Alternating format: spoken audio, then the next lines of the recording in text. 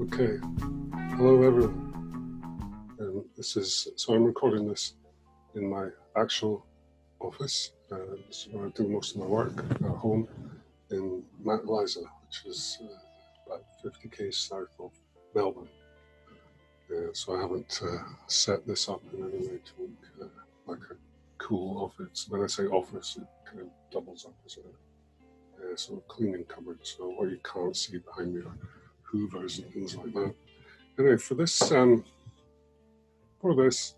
thought what I'll do is I'm going to read you something. So I'm going to read you a bit from this book. This is my latest book, came out in January, Shot by Both Sides. So I'm going to read you two bits, but they're sort of separated in the book, but I'm going to sort of bring them together to complete the story. Anyway, there you go. Let's see what this is like. So again, Shot by Both Sides, and this is the opening chapter entitled Willem, It Was Really Nothing. So, the rain falls hard on a humdrum town. This town has dragged you down. The SS Shelley, a British freight ship ultimately bound for Argentina, finally reached the harbour in Newport News, Virginia in July 1926. Among its cargo were two young stowaways, Willem de Kooning, a 22-year-old house painter from Rotterdam, and his friend Leo Cohen. They had spent the voyage holed up, undetected, in the ship's engine room. Upon arrival in America, the two young men managed to blag their way into jobs as engine stokers on a ship to Boston, from where they jumped a train to Rhode Island and snuck into Manhattan, avoiding immigration control at Ellis Island. De Kooning had graduated from Rotterdam's prestigious Academy of Fine Arts the previous year. As an aside, the school was renamed after its most famous alumni in 1998, becoming the Willem de Kooning Academy. And alongside the possession of estimable fine art creds, the Academy is now widely regarded as the top school in the Netherlands for advertising and copywriting. Students at the Academy of the 20s were immersed in De Stijl, the dominant Dutch art and architecture movement of the time. De Stijl, literally the style, is instantly recognizable by its simplified visual compositions of vertical and horizontal lines using black, white, and primary colors. Whether Rotterdam is indeed a humdrum town, I can't say. I've never been. But young Willem, just like many other young European aesthetes before and since, had developed a fascination with all things Americana. New York City really has it all. Oh yeah. In truth, Willem had bought into a relatively straightforward version of the American dream. The 1920s, after all, was a decade of prosperity, a new standard of living. Rising wages generated more disposable income for the purchase of consumer goods. Henry Ford had made car ownership a reality for many Americans, and advertising became as big an industry as the manufactured goods that advertisers represent.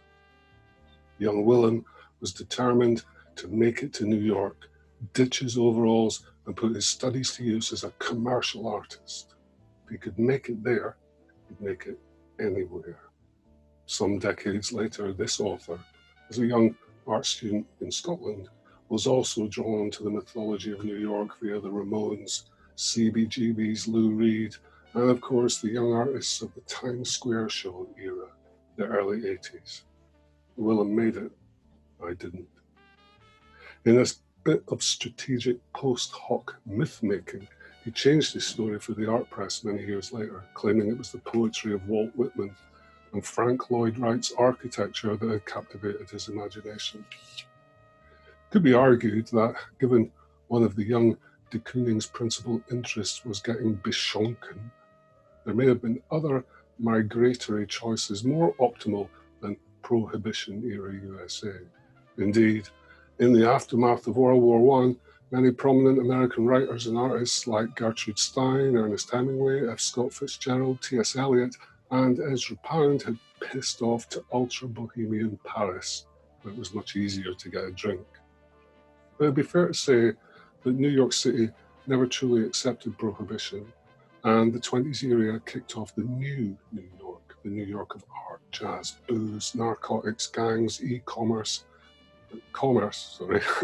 and culture, the city that doesn't sleep. Willem's little town blues were melting away. In the village, he initially found work as a sign painter and a window dresser. Still, it was in a low-rent studio space on 10th Street that he discovered another kind of painting. He soon began to develop the gonzo exhibitionist romantic chops that would eventually form his own distinctive take on the abstract expressionist style. At the same time, honing a soon-to-be legendary and frankly world-class drinking capability in the village bars. Soon, the boozy bohemian had cemented his place among the group subsequently known as the New York School, that included fellow Cedar Bar pissheads Jackson Pollock, Robert Motherwell, and Mark Rothko.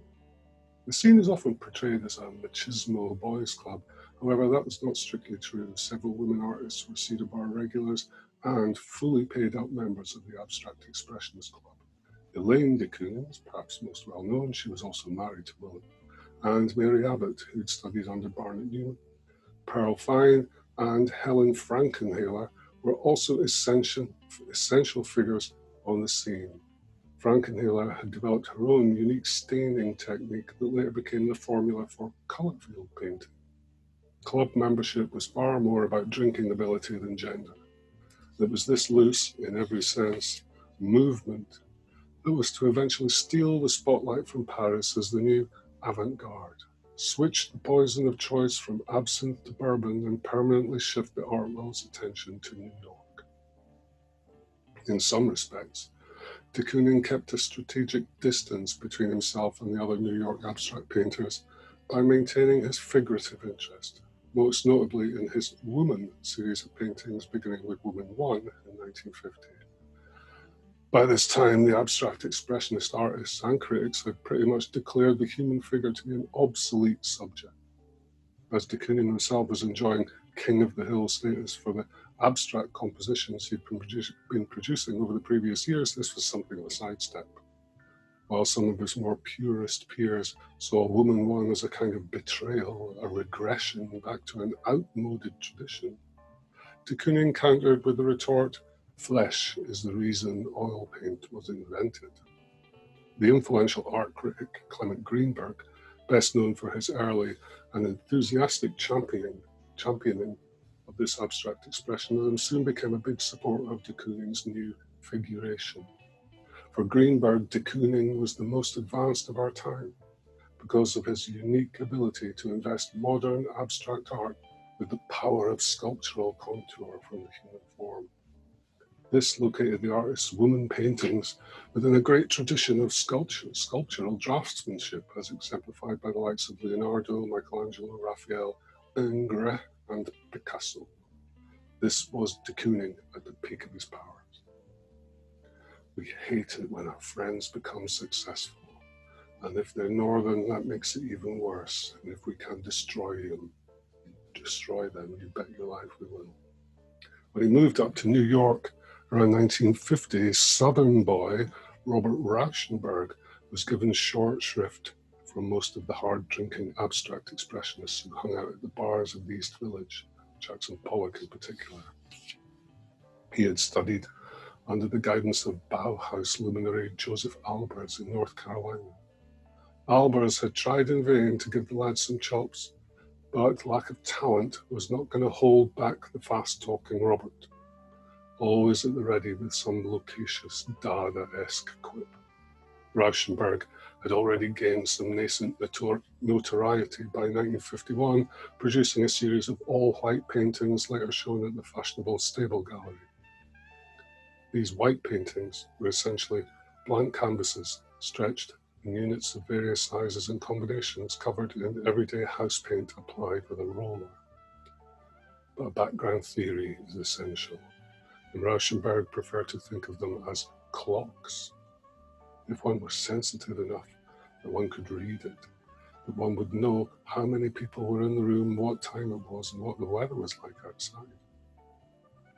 The avant-garde composer John Cage wrote a statement to accompany them.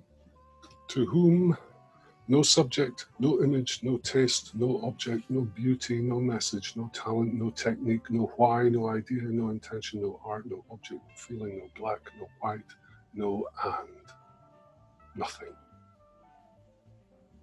Cage later created his famous 4 minutes 33 seconds composition as a companion work. 4 minutes 33 is a piece for full orchestra that comprises of the musicians not playing anything for precisely 4 minutes and 33 seconds. Phew, rock and roll. Such was Rauschenberg's early versatility that he followed up his white collection with a series of black paintings later that year. Suspicious of all of this self-conscious, quasi-intellectual shallowness, the old guard never acknowledged him as a peer, and this irritated Bob. You have to have the time to feel sorry for yourself to be a good abstract expressionist, he said to have muttered. But he had a plan. One evening, in 1953, Rauschenberg found himself stood on the doorstep of Willem de Kooning's house in the East Village, his sweaty hands clutching a bottle of Jack Daniels. The 27-year-old artist knocked hesitantly on the old master's door. Don't be home, he whispered shrinkingly to himself. But he was home, Rauschenberg later recounted, and after a few awkward moments, I told him what I had in mind. Right, I'm going to jump ahead now. There's a whole bunch of stuff in between about postmodernism and Banksy and some stuff about advertising even. But then I can't leave you hanging with Rauschenberg on the doorstep, so we'll move forward to the bit where they meet. So here we go. Willem, it was really nothing, reprise. I don't dream about anyone except myself. Rauschenberg is on the doorstep of Willem de Kooning's house in the East Village, clutching a bottle of Jack Daniels. I don't really trust ideas, especially good ones, is one of Robert's many trademark one-liners. This particular idea is a cracker. In many respects, the foundation of what we now understand as conceptual art comes in no small measure from Rauschenberg's rapid popularization of the Dada-based position that the artist has the authority to determine the definition of art. One salient example is his 1961 portrait of Iris Clerc, made for an exhibition at her eponymous gallery in Paris, which consisted of a telegram from Bob that stated, "This is a portrait of Iris Clerc, if I say so, Robert Rauschenberg." Anyway, Willem lets Rauschenberg in. They have a couple of drinks from the bottle of Jack, and Rauschenberg pops the question. He asks de Kooning for a drawing. Bob explains to Will that his intention is to completely erase the drawing and exhibit the resulting conceptual piece. Rauschenberg wants to explore whether an artwork could be produced entirely through erasure, an act focused on the removal of marks rather than the accumulation. As they polish off the rest of the bottle, de Kooning reluctantly agreed. Where's the harm? These cheeky young postmodernist scamps should be humoured, he supposed. However, the wily Willem didn't want to make Rauschenberg's destruction job too easy, so he asked Bob to come back in a couple of days. In the interim, DK revisited the drawing, layering on an extra selection of different media and techniques: pastels, pencils, crayon, charcoal, and ink, anything to make the erasing as difficult as possible. One of Rauschenberg's heroes was, naturally, Marcel Duchamp. Duchamp had famously exhibited his own destruction painting in 1919, a cheap postcard reproduction of Leonardo's Mona Lisa with a cartoon moustache added. The name of the piece, LHOOQ, is a pun. In French, the acronym sounds a bit like Elle a chaud à coule, or She has a hot ass. If he hadn't been one of the key figures in the emergent conceptual art scene, he could have had a start as a junior copywriter, although that kind of pun wouldn't go down well in an ad agency in 2020. Let's take another look back at Duchamp's earlier 1917 sculpture, fountain, designed to shift focus in art from physical craft to intellectual interpretation. The fountain was a standard urinal purchased from a Fifth Avenue hardware store and submitted into the first exhibition of the Society of Independent Artists at the Grand Central Palace in New York. Often described as the most influential modern work of art ever, the original urinal was lost sometime in 1917 and is only now known from one blurry photograph. To see it today, several replicas authorized by Duchamp Inc. can be found all around the world, including the Pompidou Centre in Paris, Tate Modern in London, and the San Francisco Museum of Modern Art. The irony is that if you go to one of these galleries and you see one of these phony replicas, it will be a unique piece. All fakes have to be handcrafted individually by an artisan ceramic artist. The original mass-produced urinals have not been manufactured industrially since the 1950s. It is what it is not, and this is why it is what it is. In another twist, it turns out that fountain may have actually been the work of Dada artist and poet Baroness Elsa von Freytag-Loringhoven, friend of Duchamp's, who entered it on his behalf, distancing the artist even more. Either way, the philosopher and fierce critic of postmodernist gobbledygook, Stephen Hicks, makes a valid point in his famous 2004 essay, Why Art Became Ugly. He asserts that Duchamp is making a deliberate statement. He didn't just select any ready-made object to display. So Hicks says he could have selected a sink or a doorknob. In selecting the urinal, his message was clear. Art is something you piss on. Postmodernists, the worst of them anyway, are people of deep resentment. Ressentiment, a French phrase adopted by Nietzsche to describe an even more embittered extension of English resentment. Bitterness, envy, and rage leads them to lashing out with an intent to destroy any aspect of culture that seems to be opposite. Or only insanity that opens up the doors for a mountain of bullshit masquerading as art. The 2019 Turner Prize debacle is a hilarious case in point. Amongst themselves, the four artists nominated decided that there should be no single winner.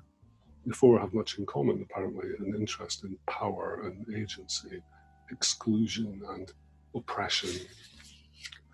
The work ranged from a performance piece imagining a post-patriarchal world to an installation created out of sound effects and distortions to evoke oral memories from survivors of the Sedania prison in Syria, and so on. You get the picture. Of course, addressing an issue isn't the same as addressing a public. And the big problem with so much of this clumsy, overly political art favoured by the likes of the Turner Prize is it basically lacks anything resembling an idea. Let's write the phrase middle class in large blocks of ice and leave the blocks to melt in parks outside the Republican and Democratic conventions, yeah? American Democratic presidential candidate Elizabeth Warren's Rebuild the Middle Class campaign line was hilarious to us Brits, of course. Yes, 24-hour Waitrose, pine nuts for all. Apparently, one artist froze 1,000 little figurines and sat them on some Berlin city steps in the summer, and they melted, yeah? And we plebs are all taught a lesson about global warming. In their joint statement, the Turner Four announced that pitting themselves against each other would undermine our individual artistic efforts to show a world entangled. The issues we each deal with are as inseparable as climate chaos is from capitalism. Perhaps awarding a single prize would have privileged one marginalized faction over another, and that would never do. One finalist is reputed to have once flushed away his British passport in a plain toilet in a moment of rebellion against the privilege it confers. So we will split the prize money equally, 10 grand each. Anyway, it took Rauschenberg nearly 2 months to almost completely erase the de Kooning original. The result, a triumph of emptiness. It was presented in a plain gilded frame with an inscription handwritten by Jasper Johns. Erased de Kooning drawing, Robert Rauschenberg, 1953. In an ironic twist that would no doubt have amused Willem, the San Francisco MoMA, where the painting now resides, subsequently used the latest digital processing techniques available in 2010 to reveal the original de Kooning drawing. The museum stuck to the script in asserting that the power of erased de Kooning remains derived from the allure of the unseen and from the enigmatic nature of Rauschenberg's decision. Was it an act of homage, provocation, humor, destruction, or, as Rauschenberg once suggested, a celebration, or the final mystery of mysteries? Poetry, nothing. Music, nothing. Painting and dancing, nothing. The world's great books, a great set of nothing. Lots and lots of nothing. Nothing, nothing, nothing, nothing.